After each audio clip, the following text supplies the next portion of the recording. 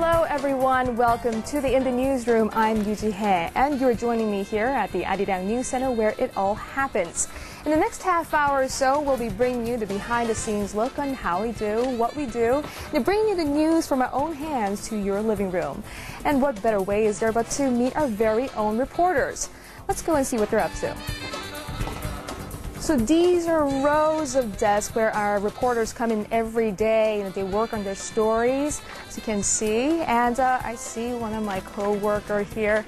Sean, hi, hello. Hi. This is my co-anchor for Primetime News, airing at 10 p.m. Korea time, right? Yep, exactly. Sean, tell me what you're working on. Well, I just came back from a press conference where the trade minister was addressing the American business community on the implementation of the free trade agreement that's expected to take place next week. So we're compiling some stories on that for our News in Depth segment for Primetime News. And of course, Primetime News every weeknight, 10 p.m., and we go over the main stories of the day. And our News in Depth section really takes the top news story and then pulls it out even further with some expert opinions, extra packages, and really an extra insight that you don't really get to see.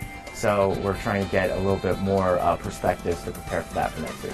Sean, thanks very much. I'll let you get back to work. All right, before we meet more of our reporters, let's go get a recap on what happened throughout the week with our Hwang Sung-hee standing by. Sung-hee, take it away. Thanks, Ji-hye. So I'll give you guys a wrap-up on what made headlines this past week. So let's start off from the political arena. With less than 40 days to go until the April general elections, the ruling Saenuri Party announced a list of candidates nominated to run in the districts of Seoul, Busan, and Daegu.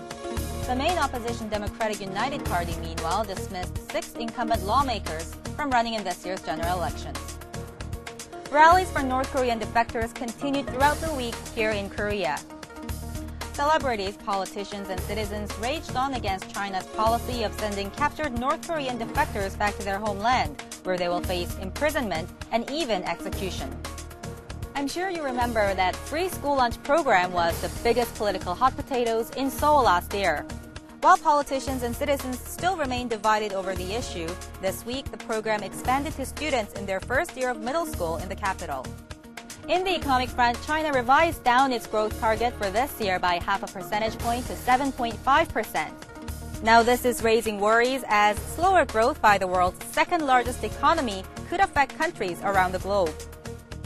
While rising oil prices remain a burden to drivers, Korea's finance ministry says this could also dent consumer sentiment. And as the Iranian nuclear issue is to blame for the volatile prices, experts here in Korea say the problem could be resolved following the Nuclear Security Summit, slated to be held in Seoul in about 2 weeks' time. Well, all these stories were covered by our reporters, and I'm sure next week will be another busy week.